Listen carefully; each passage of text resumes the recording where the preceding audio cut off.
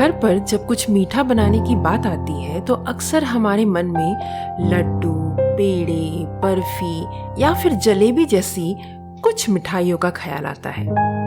पर आज मैं आपके इन लिस्ट में एक और ऐसी डेजर्ट रेसिपी आइडिया डालने वाली हूँ जिसे देखते ही बच्चे तो बच्चे, बड़े भी खाए बगैर नहीं रह सकते। और वो क्या है, जानते हैं एक छोटे से ब्रेक के बाद।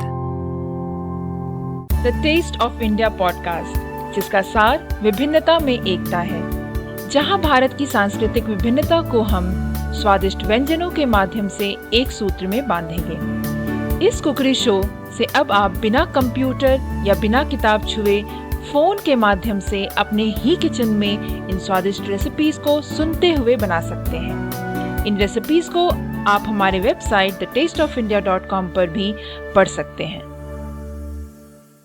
नमस्कार, the taste of India podcast के इस नए एपिसोड में मैं पूजा और मैं दिलीप आप सबका हार्दिक स्वागत करते हैं। तो दोस्तों, मैं बात कर रही थी डेजर्ट रेसिपी का। जैसा कि मैंने कहा कि अक्सर हम कुछ 4-5 डेजर्ट्स होते हैं जो हम कोई भी फेस्टिवल हो, बर्थडे पार्टीज हो, कोई भी गेट टुगेदर हो, उसमें हमें जब कुछ भी डेजर्ट बनाना हो तब हम इन्हीं रेसिपीज में से कुछ एक रेसिपी बनाते हैं। पर आज मैं आपको कुछ नया बताने वाली हूँ। और वो नया क्या है दिलीप? वो नया है चोको पिज्जा। जी हाँ दोस्तों, आपने बिल्कुल सही सुना। ये चोको पिज्जा ही नहीं, in fact choco burst chocolate pizza है। मतलब खूब सारा चॉकलेट। एग्जैक्टली, ठीक उसी तरीके से जैसे चीज बर्स्ट पिज्जा में से चीज उभर कर निकलता है, वैसे ही चोको बर्स्ट पिज्जा में से चॉकलेट उभर कर निकलने वाला है। वाकई में। और दोस्तों, ये चॉकलेट पिज्जा का आइडिया हमें आया, हम काफ़ी पहले एक बार डोमिनोज में गए थे और उनके पास उनके मेन्यू में ये एक पिज्ज़ा था जो उन्होंने इंट्रोड्यूस किया था, चॉकलेट पिज्ज़ा। तो उस समय हमारी बिटिया को ये चॉकलेट पिज्ज़ा बहुत पसंद आया। पर जब हम दूसरी बार गए वहाँ पर तो हमने देखा कि उन्होंने अपने मेन्यू से उस आइटम को निकाल दिया था। बिल्कुल। तब से हम ये सोच रहे थे कि चॉकलेट पिज्ज़ा घर पे बनाया जाए। और फिर हमें लगा कि जब हम चॉकलेट पिज्जा बना ही रहे हैं तो क्यों ना उसमें और चॉकलेट डाल दिया जाए और उसमें खूब सारा चॉकलेट वाला चोको पिज्जा बना दिया जाए। और एग्जैक्टली जैसा कि दिलीप ने कहा कि जब हमने डोमिनोज में खाया था, तो मैं आपको बता दूं कि इस पिज़्ज़ा और डोमिनोज वाले पिज़्ज़ा में बहुत ही अंतर है। अंतर ये है कि वो पिज़्ज़ा जो है थिन क्रस्ट में बनाया हुआ पिज़्ज़ा था, जबकि ये पिज़्ज़ा जो है वो है चोको बर्स्ट चॉकलेट पिज़्ज़ा। वाकई में। तो अब फटाफट देख लेते हैं इस पिज्जा को बनाने के लिए हमें किन किन चीजों की जरूरत होगी। राइट। तो इस रेसिपी को बनाने के लिए दोस्तों हमें चाहिए होंगे सबसे पहले मैदा 1.5 कप हम ले लेंगे, दूध जो है आधा cup, east 2 teaspoon, sugar 1 tablespoon, milk powder 1 tablespoon, पानी 1/2 कप, बटर 1 टेबलस्पून, मेज फ्लावर आवश्यकता अनुसार। उसके अलावा हमें टॉपिंग्स के लिए जो मैंने यहाँ पर यूज़ किया है वो है चॉकलेट स्प्रेड आवश्यकता अनुसार, डेयरी मिल्क सिल्क चॉकलेट मैंने यूज़ किया है यहाँ पर, वो भी आवश्यकता अनुसार। इसे हमें ग्रेट करना है, जिस टाइम पे हमें डालना है तब ग्रेट करना है, नहीं तो ये जो है मेल्ट हो जाता है चॉकलेट बड़ी जल्दी से।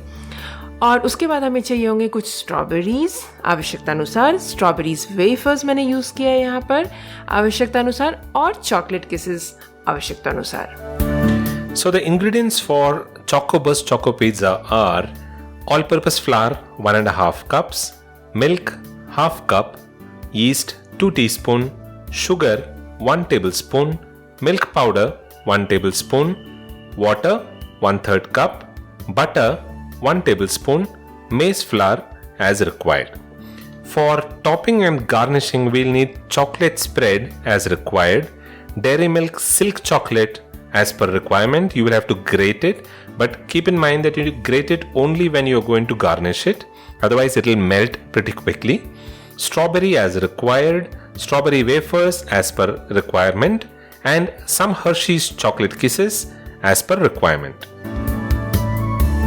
तो तो फिर दोस्तों आइए देखते हैं कि इस रेसिपी को बनाते कैसे हैं। इस रेसिपी को बनाने के लिए हमें एक बोल लेना है जिसमें हम डालेंगे शक्कर 1 टेबलस्पून और उसके बाद हम उसमें डालेंगे हाफ कप गुनगुना दूध और उसके बाद इसे हम अच्छे से मिक्स कर लेंगे। और फिर हमें डालना है यहाँ पर 2 टेबलस्पून ईस्ट और इसे हमें प्रूफ होने के लिए छोड़ देना है।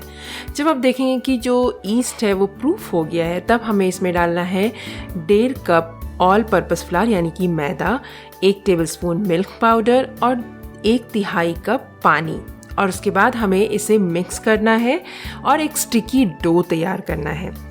उसके बाद हमें क्या करना है कि एक साफ सुथरे प्लेटफॉर्म पर हम इस आटे को डालेंगे और उसके बाद हमें इसे तकरीबन 10 से 15 मिनट तक स्ट्रेच करते हुए, स्क्रैप करते हुए एक डो तैयार करना है। और ये डो जो है आप जब स्ट्रेच करेंगे, स्क्रैप करेंगे बार बार, तब ये डो जो है बिल्कुल देखेंगे कि स्टिकीनेस जो है, उसका चिपचिपापन जो है वो चला जाएगा और बिल्कुल सॉफ्ट डो बन जाएगा। जब ये सॉफ्ट डो बन जाए तब हमें इसमें डालना है 1 टेबलस्पून बटर और फिर से हमें नीड करना है उसे तकरीबन 2 से 3 मिनट तक। और उसके बाद हमें एक बोल लेना है जिसको हम बटर से अच्छे से ग्रीस कर लेंगे चारों तरफ से और इस गूंधे हुए आटे को हम उसमें डाल देंगे। और उसके बाद हमें फिर से थोड़ा सा बटर अप्लाई करना है गूंधे हुए आटे के ऊपर और फिर इसे हम ढककर प्लेट या किसी भी कपड़े से, किसी भी चीज़ से ढककर 1 घंटे तक इसे छोड़ दें रेस्ट करने के लिए। आप देखेंगे कि 1 घंटे के बाद जो ये आटा है वो बिल्कुल डबल हो जाएगा साइज़ में। और उसके बाद जब आप देखेंगे कि ये डबल हो चुका है तब हमें पंच मारकर इसमें से जो एयर बबल्स हैं वो हमें निकाल देने हैं। और जब एयर बबल्स निकाल देंगे तब हमें फिर से इस आटे को साफ़ सुथरे प्लेटफॉर्म पर डालना है। थोड़ा सा मेज़ फ्लावर डालेंगे और इसे हम फिर से तकरीबन 1 से 2 मिनट तक गूंदेंगे। जब हम गूंद लेंगे इस आटे को अच्छे से, उसके बाद हमें क्या करना है, इसे हमें 2 पार्ट्स में काटना है और वो 2 पार्ट 60:40 का रेशियो होगा। उसके बाद हमें क्या करना है कि छोटा वाला जो बॉल है उसे हम लेंगे और उसको जो है हमें रोल करना है 90% जो आपका साइज़ है पिज़्ज़ा ट्रे का उस साइज़ में। तो हमने इसे 9 इंच का रोटी का आकार दिया है। उसके बाद हमें क्या करना है कि इस बेले हुए रोटी को हम जो है थोड़ा सा रोस्ट कर लेंगे तवे पर और जब रोस्ट कर लेंगे तो उसे हम रोस्ट करने के बाद साइड में रख देंगे। और अब बारी है दूसरे हिस्से को बेलने की और दूसरे हिस्से को हम जो है बेलेंगे वो आपके पिज़्ज़ा ट्रे से थोड़ा सा बड़ा साइज़ में बेलेंगे। और उसके बाद इसे हम इस बेले हुए रोटी को हम पिज़्ज़ा ट्रे पे रखेंगे और उसके बाद फोर्क से प्रिक करेंगे। उसके बाद हमें क्या करना है कि जो हमारे पास चॉकलेट स्प्रेड है, मैंने यहाँ पर हर्शीज़ का चॉकलेट स्प्रेड यूज़ किया है, तो आप चाहे तो कोई और भी इस्तेमाल कर सकते हैं। तो ये चॉकलेट स्प्रेड मैंने अच्छे से स्प्रेड कर दिया है। यहाँ पर दोस्तों आप चाहे तो चॉकलेट गनाश जो होता है वो भी बनाकर स्प्रेड कर सकते हैं, कोई प्रॉब्लम नहीं है। उसके बाद हमें क्या करना है, जब हम चॉकलेट स्प्रेड कर देंगे तो उसके बाद हमने जो दूसरा हिस्सा जो कि हमने रोस्ट किया था उसे हमें इस हिस्से के ऊपर डाल देंगे।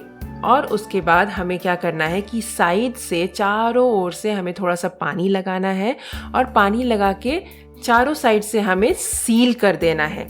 अगर आपको थोड़ी सी भी दिक्कत आ रही है दोस्तों इस रेसिपी को समझने में, तो आप हमारे the taste of India website पर जा सकते हैं और इस रेसिपी का स्टेप बाय स्टेप पिक्चर देख सकते हैं और बना सकते हैं।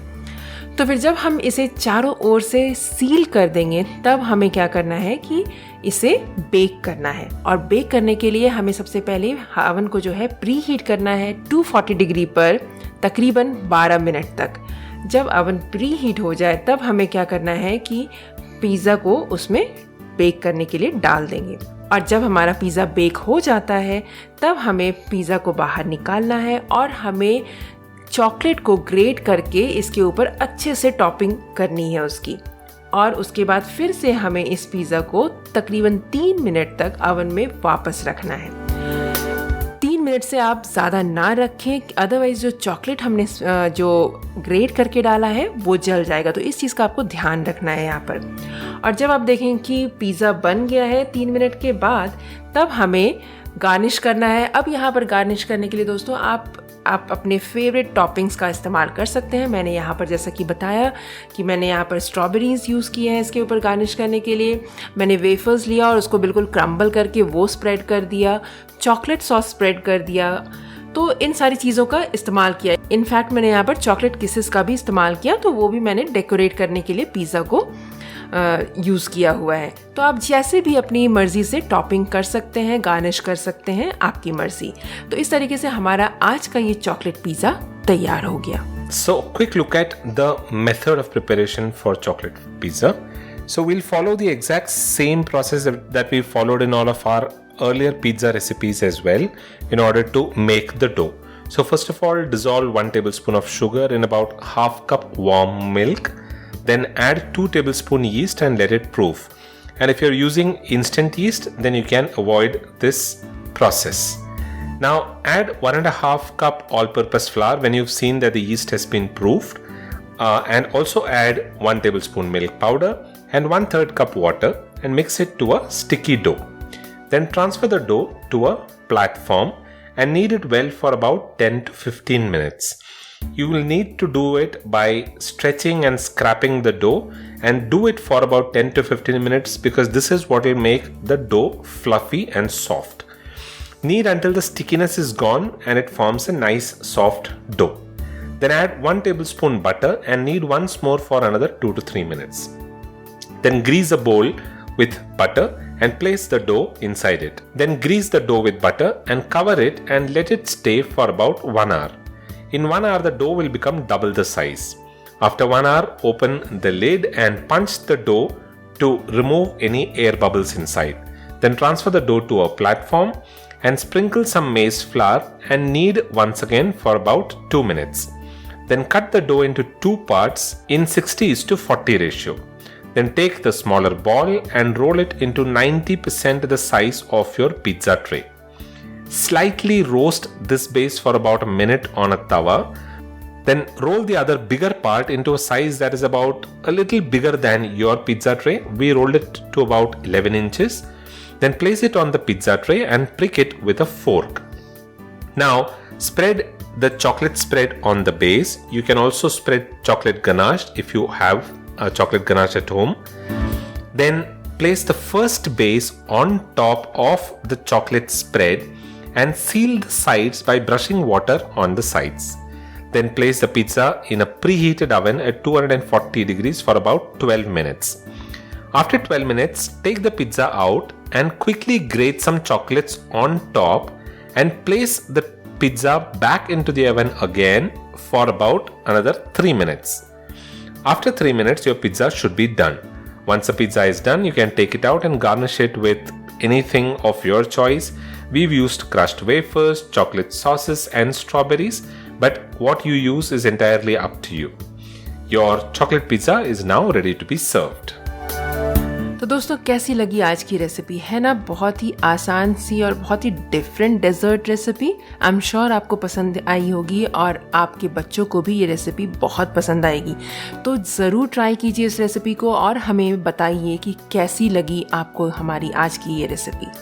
And if you have any confusions, you can visit thetastesofIndia.com for the printable recipe card and also the step-by-step process in this recipe. The Taste of India podcast is available on pretty much all podcasting platforms. So if you're interested in listening to this podcast, you can pick any platform of your choice and tune in there. We are available on Google Podcast, Apple Podcast, Stitcher, TuneIn Radio, Amazon Prime Music, JioSaavn, Gaana, Spotify, and Carva 2.0 as well. We are now available on the OTT platform Epic On as well. You can tune in there and listen to the episodes on Epic On as well. That is all that we have for this week. Don't forget to visit thetastesofIndia.com and download your copy of the free kids recipe cookbook. We also have a free copy of the restaurant style fast food recipes in there. So don't forget to download your copy of these ebooks when you visit thetastesofIndia.com. That is all that we have for this episode. We'll be back again the next week with another tasty recipe. Until then, keep listening to the Tastes of India. This is goodbye from Dilip. And goodbye from Pooja. You all have a wonderful rest of the week.